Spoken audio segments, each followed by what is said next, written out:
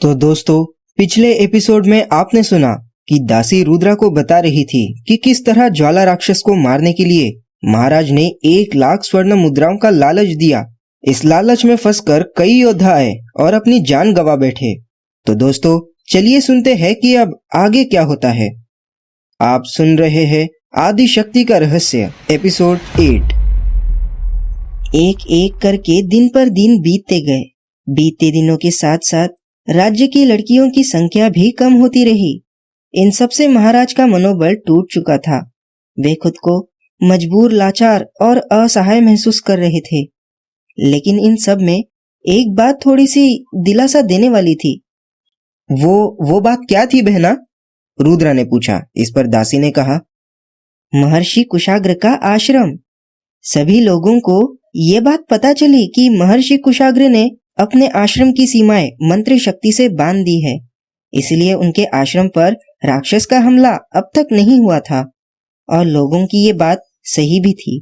सचमुच गुरु कुशाग्र ने अपने आश्रम की सीमाएं मंत्र शक्ति से बांध रखी थी। इसीलिए वो राक्षस कई बार प्रयास करने के बावजूद भी आश्रम की सीमा के अंदर नहीं घुस पाया था। ये बात जैसे जैसे राज्य में फैली, लोगों ने अपनी अपनी बेटियों को आश्रम पहुंचाना शुरू किया। देखते ही देखते राज्य की बची हुई सारी लड़कियां महर्षि कुशाग्र के आश्रम में पहुंच चुकी थी। अब वो सारी लड़कियां सुरक्षित थी। महर्षि कुशाग्र का आश्रम नागलोक के उत्तरी भाग में स्थित मंदाकिनी नदी के किनारे करीब 100 एकड़ तक फैला हुआ था। आश्रम के प्रवेश द्वार पर ही एक बहुत बड़ा शिवालय था। जिस किसी को भी अगर आश्रम में प्रवेश करना है तो उसे भगवान भोलेनाथ के दर्शन करके ही अंदर जाना पड़ता था। गुरु कुशाग्र के साथ उस आश्रम में कुछ शिष्य गण भी रहते थे और उन सभी की संचालिका थी गुरु पुत्री सुधा। आश्रम में कोई भी काम सुधा की मर्जी के बिना होना असंभव था। उस समय सुधा की उम्र महज 15 साल थी। वो दिखने में किसी अप्सरा की समान सुंदर और मनमोहक थी। बचपन में ही माँ के गुजर जाने की वजह से वो माँ की ममता से वंचित रही। पर उसके पिता गुरु कुशाग्र ने उसे माँ की कमी कभी महसूस नहीं होने दी। इसलिए सुधा के लिए माँ भी वही थे और पिता भी वही। इधर जैसे ही ये खबर महाराज तक पहुंची, वो सोचने लगे, क्या मैं भी अपनी पुत्री को आश्रम में रखाऊं?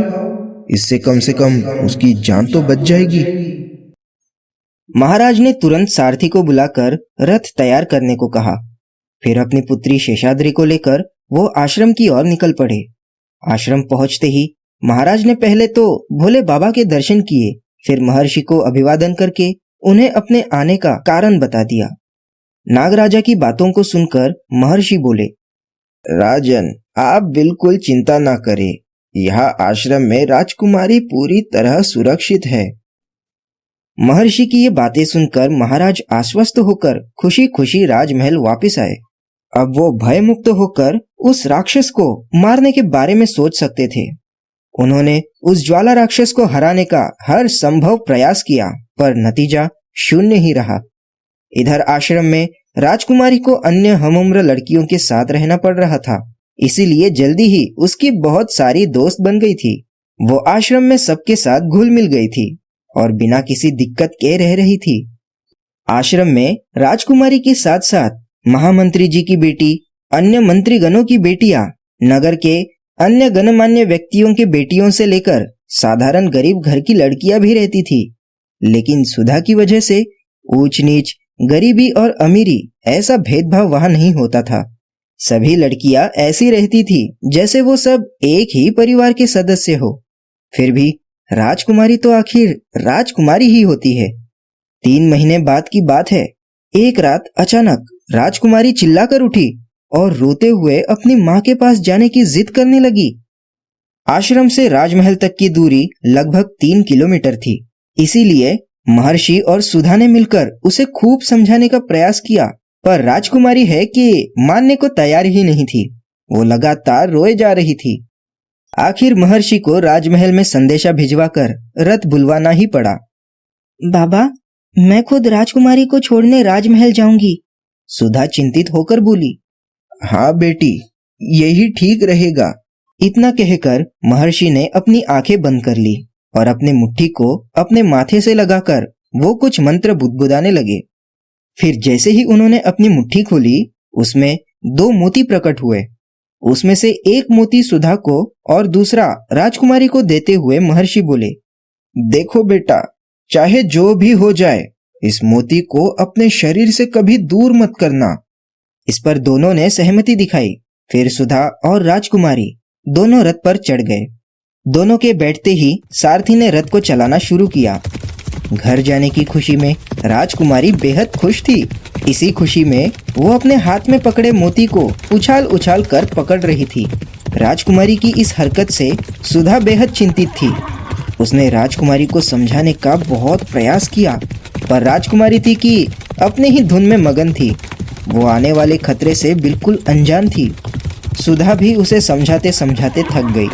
राजकुमारी महज 5 साल की थी, इसलिए सुधा की बातों की गहराइयों को वो समझ नहीं पा रही थी। इसी बीच रथ को एक बहुत बड़ा झटका लगा। शायद रथ के पहिए के नीचे एक बड़ा पत्थर आया हो। लेकिन इस झटके के वजह से राजकुमारी के हाथ का वो मोती छिटक कर रथ के बाहर जा गिरा। कोई कुछ समझ पाता कि अचानक राक्षस वहां प्रकट हुआ। वो शायद उनका पीछा ही कर रहा था और उपयुक्त समय की राह देख रहा था। जैसे ही उसको पता चला कि राजकुमारी के हाथ का वो मोती गिर गया है, उसने तुरंत रथ पर हमला किया और राजकुमारी को अपने एक हाथ के मुट्ठी में पकड़कर वो राक्षस वहां से भागने लगा। राक्षस को यूं भागता देख सुधा ने ना आव देखा ना ताव, और वो भी राक्षस के पीछे पीछे भागने लगी। लेकिन वो राक्षस की गति की बराबरी नहीं कर सकती थी। उसे लगने लगा बहुत जल्द ही वो राक्षस राजकुमारी को लेकर उससे बहुत दूर निकल जाएगा। ये सोचकर उसने पूरा जोर लगाकर अपने पास रखे मोती को राजकुमारी की तरफ फेंक दिया। संयोग से राजकुमारी ने भी वो मोती पकड़ लिया। उस मंत्र शक्ति वाले मोती की वजह से राक्षस को अब राजकुमारी को छोड़ना पड़ा। उसने अपने बड़े से मुट्ठी में सुधा को पकड़ लिया और उसे अपने शक्ति से मुट्ठी में दबाने लगा। सुधा को असहनीय पीड़ा हो रही थी।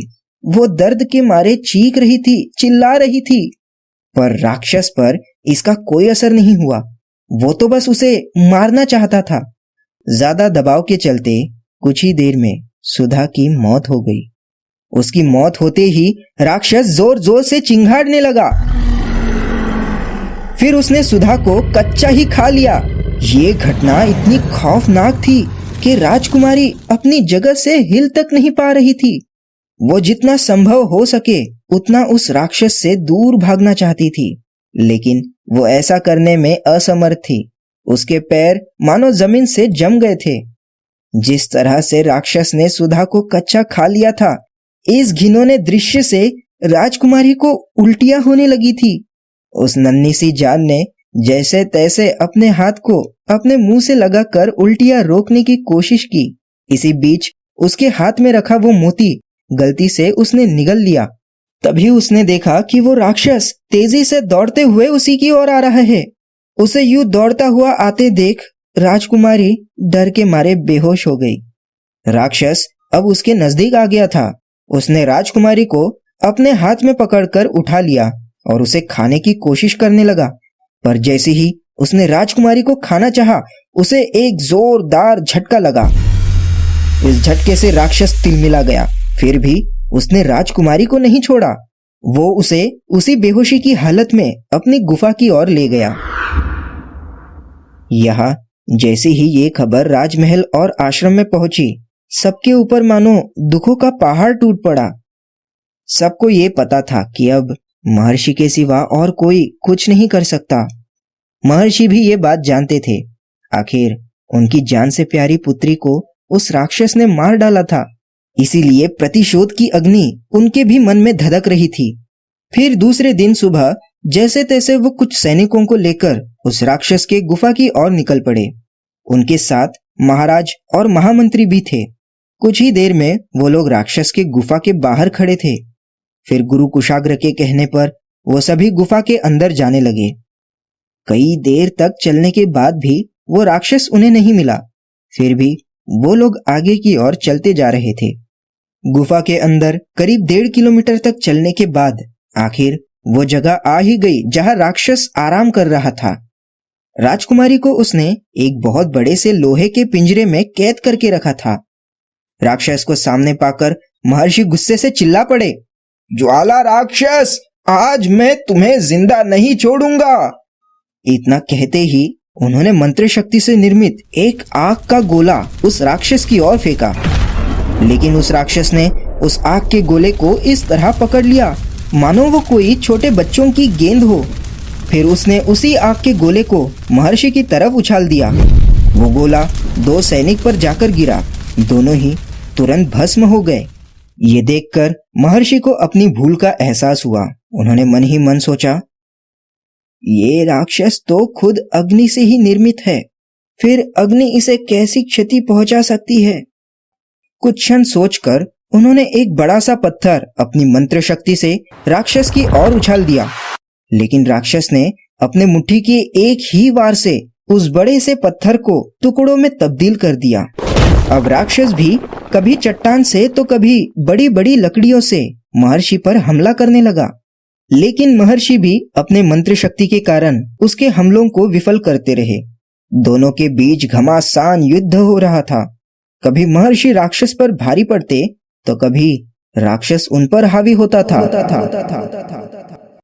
तो दोस्तों, क्या महर्षि उस राक्षस को हराने में कामयाब हो पाएंगे या वो राक्षस उन्हें मार देगा? जानने के लिए सुनिए अगला एपिसोड।